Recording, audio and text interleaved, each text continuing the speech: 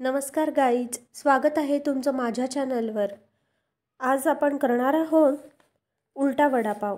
हा बनवायला अतिशय सोपा आहे। चला तर मग बनवूयात झटपट होणारा चविष्ट आणि कुरकुरीत उलटा वडापाव। वडापावसाठी आधी आपण बटाट्याची भाजी करून घेणार आहोत।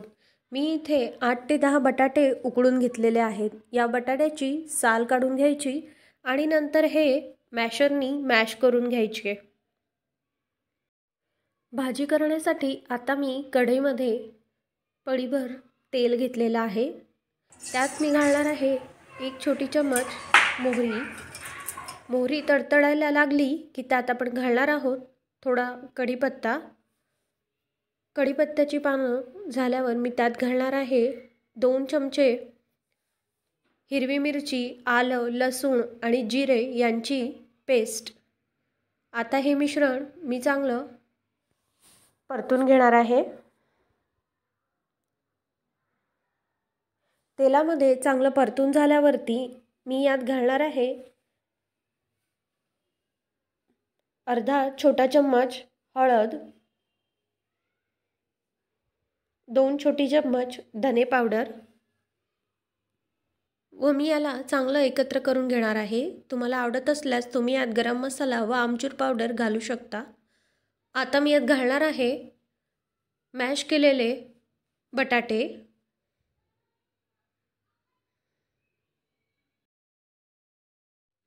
आता मी यात घालणार आहे चवीपुरतं मीठ। तुमच्या आवडीप्रमाणे तुम्ही कमी जास्त घालू शकता। आता मी हे सगळं मिश्रण एकत्र करून घेणार आहे। आपल्याला हे मॅश करत करत असं एकजीव करून घ्यायचं आहे, जेणेकरून बटाट्यांना मसाला एकसारखा लागला जाईल। आता मी हे छान बटाटे परतून घेतलेले आहेत। यात मी घालणार आहे बारीक चिरलेली कोथिंबीर। आता हे मिश्रण आपल्याला थंड होण्यासाठी ठेवून द्यायचं आहे। नंतर याचे गोळे तयार करून घेऊ। आता आपण वडापावसाठी लागणारी चटणी तयार करणार आहोत। त्यासाठी मी इथे घेतली आहे अर्धी वाटी खोबऱ्याचे काप, 4 ते 5 लसणाच्या पाकळ्या, 2 मोठे टेबलस्पून शेंगदाण्याचं कूट,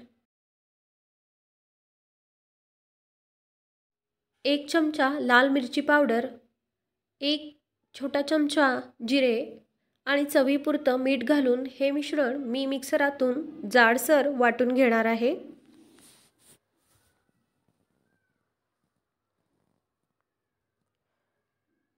हे मिश्रण मी मिक्सरमधून जाडसर वाटलेलं आहे। आता मी हे एका छोट्या प्लेटमध्ये काढून घेणार आहे। आता आपण वडापावसाठी लागणारी हिरवी चटणी तयार करणार आहोत। त्यासाठी इथे घेतल्या आहेत 2 हिरव्या मिरच्या कट करून। त्यात मी घालणार आहे 1 इंच आलं, त्याचे बारीक तुकडे केलेत,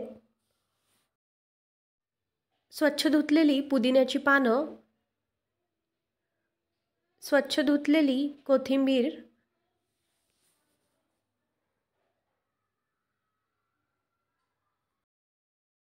एक छोटा चमचा जिरं, चवीनुसार मीठ इथे मी घालून घेतलंय। आता मी यात घालणार आहे लिंबाचा रस,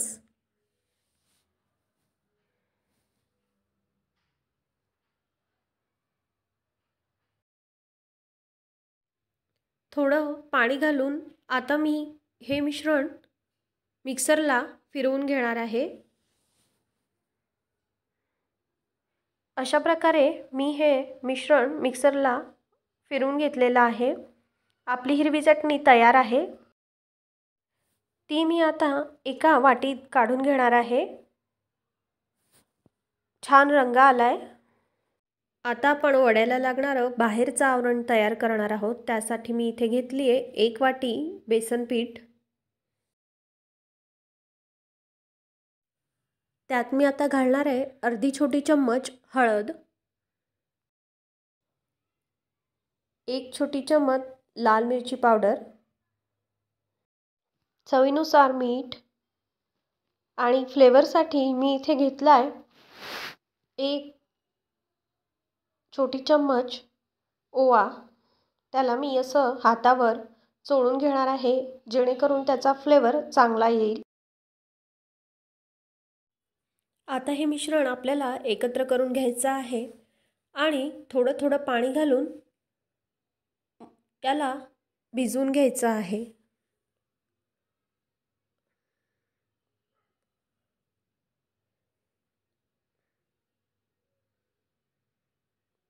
पाणी थोडं थोडंच घालायचं आणि जास्त पातळ पण नको आणि घट्ट पण नको, अशा प्रकारे या बॅटरची कन्सिस्टन्सी आपल्याला करून घ्यायची आहे.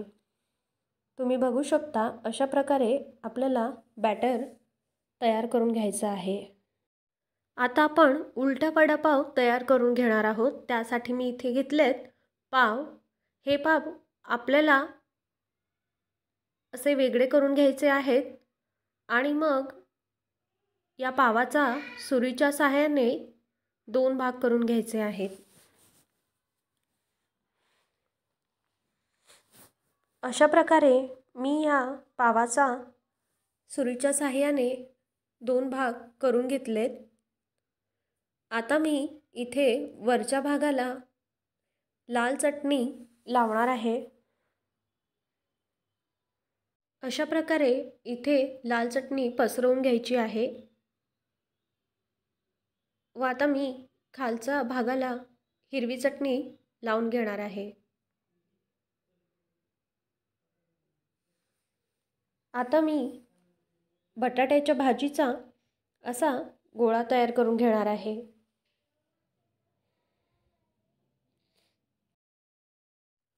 हा गोळा जरासा प्रेस करून आपल्याला असा मधोमध इथे ठेवायचा आहे व हा पाव फोल्ड करून घ्यायचा आहे. अशा प्रकारे आपला वडा तयार झाला आहे व अशा प्रकारे मी बाकीचेही वडे तयार करून घेणार आहे. आता मी एका पॅनमध्ये तेल गरम करायला ठेवलं आहे. तेल चांगलं कडकडीत गरम होऊ द्यायचं. आता मी हा वडापाव बॅटरमध्ये डीप करून घेणार आहे.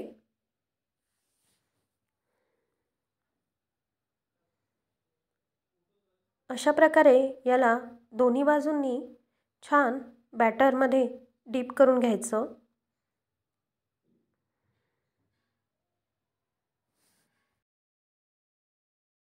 तेल कडकडीत गरम झाल्यावर मी यात वडा तळून घेणार आहे. आपल्याला गॅसची फ्लेम ही मीडियमच ठेवायची आहे. जास्त गॅसच्या फ्लेमवर वडा आतूनच कच्चा राहतो आणि बाहेरून तो लवकर होतो, म्हणून गॅस मीडियमच ठेवायचा. एका बाजूने झाल्यावर मी ह्या वड्याला दुसऱ्या बाजूने तळून घेणार आहे.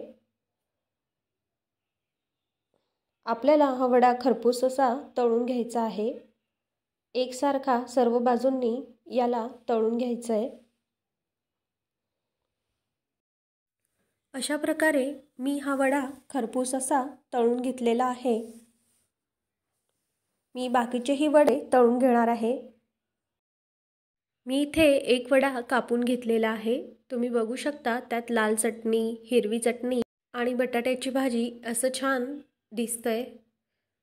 अशा प्रकारे आपला चविष्ट उलटा वडापाव तयार झाला आहे. रेसिपी आवडल्यास लाईक करा, शेअर करा, सबस्क्राईब करा. धन्यवाद.